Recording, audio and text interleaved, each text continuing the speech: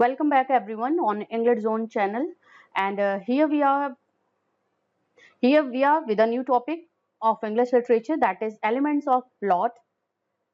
Plot क्या होता है इसका डिस्कशन हम करेंगे, इसके साथ ही साथ एलिमेंट्स ऑफ प्लॉट के बारे में भी थोड़ा सा डिटेल में डिस्कस करेंगे कि कोई भी अगर हम ड्रामा लिख रहे होते हैं, why plot is so important. और एक प्लॉट जो होता है जिसको हम स्टोरी कह सकते हैं, स्टोरी में कौन कौन सी ऐसी चीजें होती हैं जो किसी एक ड्रामा को स्टार्टिंग से एंड के लिए बहुत जरूरी होता है जब भी हम कोई ड्रामा लिख रहे होते हैं, स्पेशली ट्रेजेडी लिख रहे होते हैं। तो यहाँ पे बात आज हम करेंगे एलिमेंट्स ऑफ प्लॉट की। उससे पहले हम आपसे यहाँ पे डिस्कस कर लेते हैं कि कौन कौन से एलिमेंट्स होते हैं कोई भी प्लॉट लिखते वक्त, उसमें कौन कौन सी चीजों का रिक्वायरमेंट होता है। सबसे पहले उसके बारे में बात करेंगे। तो सबसे पहली जो चीज होती है किसी भी प्लॉट में, जो इंपॉर्टेंट चीज होता है, उसका जो एलिमेंट होता है, जिसका वो तत्व होता है, सबसे वो सब क्या है? सबसे पहला एक्सपोजिशन है। दूसरे अगर इंपॉर्टेंट एलिमेंट की बात करते हैं while considering a plot, a good plot, that is inciting incident. Number third, we have the rising action, जिसको हम यहाँ पे क्लाइमेक्स बोल सकते, राइजिंग एक्शन होता है। And number fourth we have the climax, falling action. Number 5 and the 6 is denouement. मतलब exposition से स्टार्टिंग होती है और यहाँ पे अगर हम बात करते हैं किसी भी ड्रामा की, तो एंड जो उसका होता है वो डेनाउंसमेंट होता है, कि मतलब उसकी एंडिंग क्या है, उस किस तरीके से ये प्ले या प्लॉट पूरा स्टार्टिंग से एंड तक चला है, वहां पे लास्ट में बताया जाता है। उसके बारे में भी हम डिटेल में डिस्कस करेंगे यहाँ पे आज की इस क्लास में। तो चलिए, सेशन को शेयर करने के साथ साथ जो नए सब्सक्राइबर हैं, नए व्यूअर्स हैं इस चैनल पे, please do subscribe this channel. And चलिए बात करते हैं। सबसे पहले हम प्लॉट के बारे में पढ़ेंगे। प्लॉट क्या होता है, what is plot.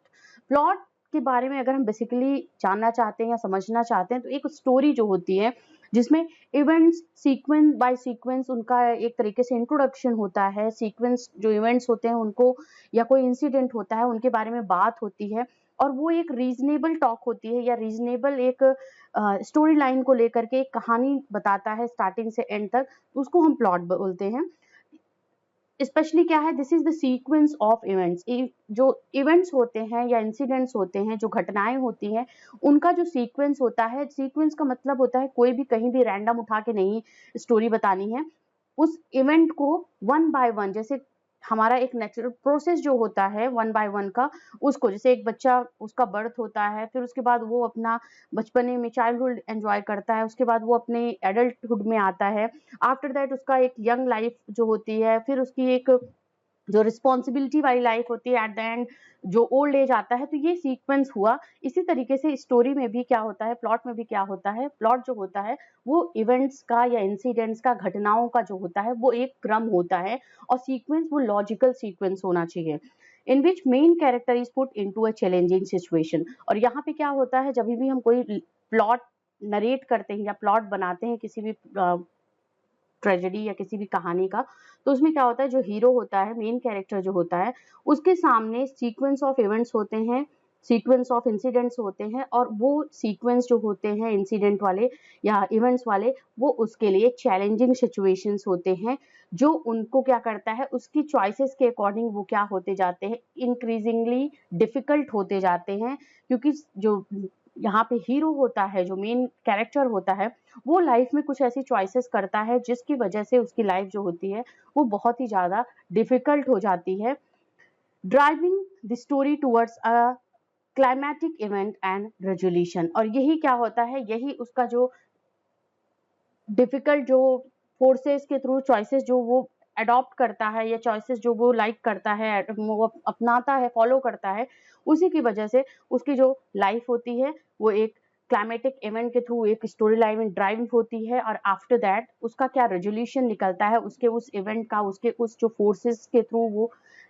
Difficult situation को अडेप्ट करता है, फॉलो करता है, उसका लास्ट में रिजल्ट क्या होता है, यही प्लॉट है। Basically this is the sequence of events, and main जो हीरो होता है उसके सामने ऐसे चैलेंजिंग जो सिचुएशंस होती हैं उसको क्रिएट किया जाता है किसी फोर्स के थ्रू, और वो उसी चैलेंजिंग सिचुएशन में कुछ ऐसी चीजें करता है, गलती करता है, या कुछ ऐसा वो वहां पे उस चीज को फॉलो करता है, अगर हम बात करते हैं, जो उसके एंड के ड्राइविंग फोर्स होती हैं और उसका एक रेजोल्यूशन, उसका जो एंड होता है उसको बताती हैं। आगे चलिए हम बात करते हैं one by one elements of plot की। तो सबसे पहले एक्सपोजिशन की जो हम बात करेंगे,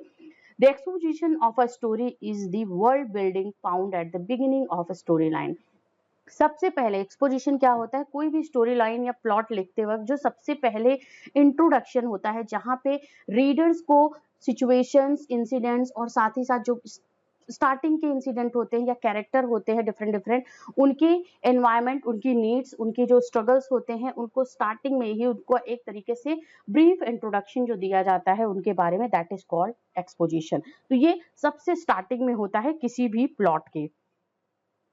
नेक्स्ट क्या होता है, इंसाइटिंग इंसिडेंट। इंसाइटिंग इंसिडेंट, देखिए इंसाइट इंसिडेंट का मतलब होता है कोई फोर्स जो उसको इंसाइट कर रहा होता है, जो हीरो होता है उसको। The inciting incidents mark a crucial turning point. एक टर्निंग पॉइंट होता है, देखिए स्टार्टिंग में इंट्रोडक्शन हो गया कि यस दिस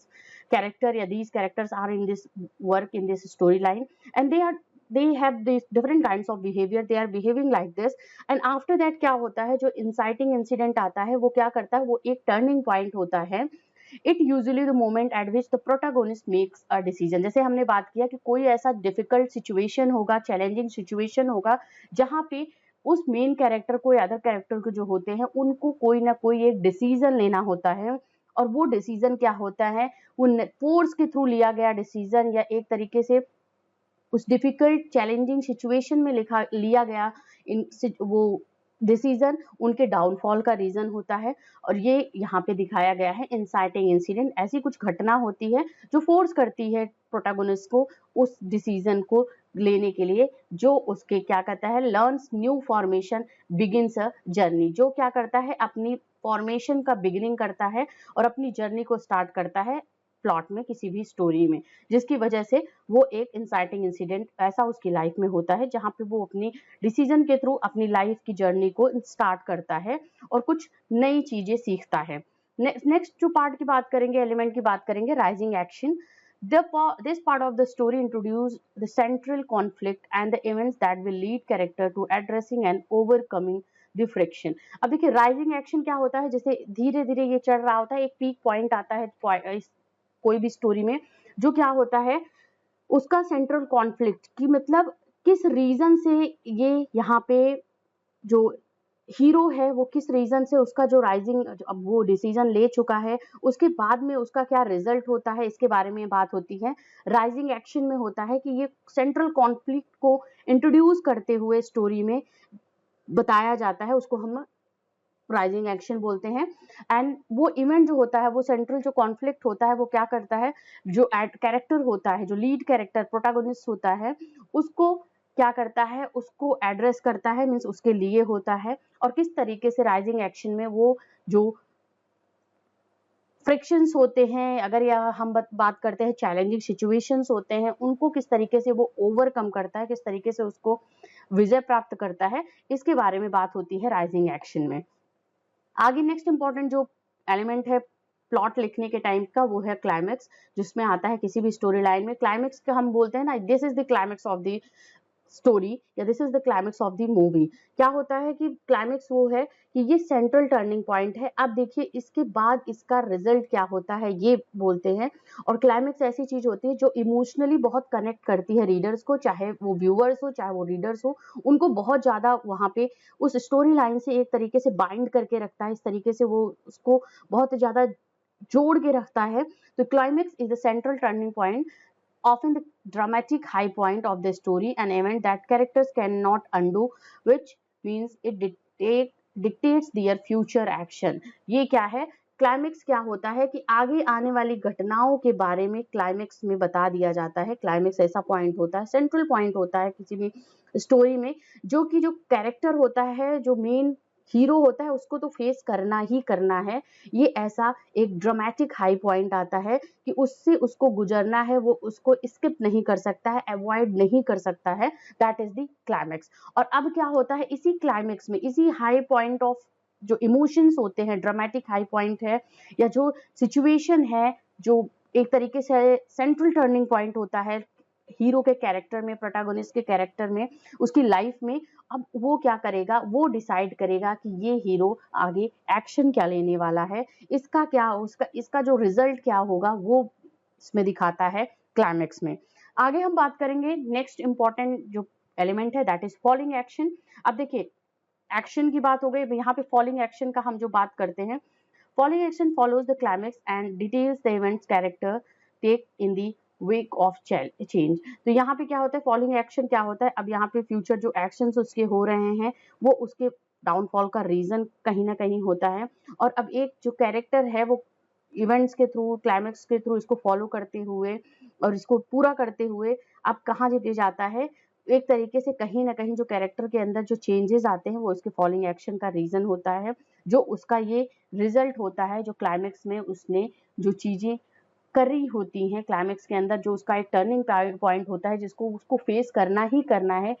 दैट पर्सन या that protagonist can not avoid that things, that high dramatic turning point. तो यहाँ पे उसका जो रिजल्ट आता है वो फॉलोइंग एक्शन के फॉर्म में आता है। आफ्टर दैट नंबर 6 एलिमेंट के बारे में बात करेंगे, that is denouement. Denouement is the end of the story. अब यहाँ पे क्या हुआ, यहाँ पे फॉलोइंग एक्शन हो चुका है, अब यहाँ पे लास्ट में क्या आता है कि हीरो के साथ आखिर हुआ क्या है, या इस स्टोरी को जो प्लॉट पूरा बना है जहाँ पे एक्सपोजिशन के साथ साथ एक तरीके से राइजिंग जो आपका एक्शन होता है, साथ ही साथ इंसाइटिंग इंसिडेंट्स होते हैं और क्लाइमैक्स फॉलोइंग एक्शंस के साथ में, जब इन सब को पूरा करते हुए जब हीरो का लास्ट में आखिर उसके साथ होता क्या है या किस तरीके से वो लाइफ अपनी जीता है, वहां के बारे में बात होती है। तो यहाँ पे क्या होता है, this is the end of the story, इसी पे स्टोरी को एंड किया जाता है। मिटाइप लूज एंड्स और brings reader a happy ending. कभी कभी डेनाउनमेंट का जो होता है कि वो हैप्पी एंडिंग की तरफ जाता है, brings readers to happy ending, और लूज एंड्स की तरफ ये होता है, और sometimes it acts as an epilogue. क्या होता है कि एपिलॉग के फॉर्म में भी कभी कभी ये हो सकता है, कोई ना कोई एक मैसेज देता है कि इस स्टोरी से या जो प्रोटैगनिस्ट है वो जिस तरीके से पूरी चीजों को फेस करते हुए लाइफ के एंड में या उसके साथ एंड में क्या होता है, वो एपिलॉग के फॉर्म में रीडर्स के सामने आता है, व्यूअर्स के सामने में आता है कि ऐसा करने से ये चीजें होती हैं, तो आपको लाइफ में कहीं ना कहीं एक मोरल लेसन जो इम्पार्ट किया जाता है एपिलॉग के थ्रू वो बताया जाता है। तो basically denouement is the end of the story, जहाँ पे एक तरीके से कहीं ना कहीं हैप्पी एंडिंग होती है, कहीं उसकी एंडिंग जो होती है वो सैड एंडिंग होती है। तो these are the 6 elements while writing a plot. इन सब चीजों को ध्यान में रखते हुए ये सभी चीजें जो हैं ये अरिस्टोटल ने अपनी वर्क में दिया है कि किस तरीके से प्लॉट होना चाहिए, कैरेक्टर किस तरीके से बिहेव करना चाहिए, ट्रेजिक जो प्लेज लिखे जाते हैं उस तरीके से उसमें किस तरीके से जो इंसिडेंट्स होते हैं, प्लॉट्स होते हैं, उसमें क्या क्या चीजें इंपॉर्टेंट होती हैं। तो यहाँ पे आज हमने एलिमेंट्स ऑफ प्लॉट के बारे में बात किया। आई होप आपको समझ में आ गया होगा। फिर से एक बार रिवाइज कर लीजिए इसको, आप इसको देख सकते हो दोबारा से और क्लियर कर लीजिए what was the important 6 elements while writing a plot in any kind of plays. And thank you everyone for watching this. Please stay connected with this channel Engler Zoom. Thank you very much.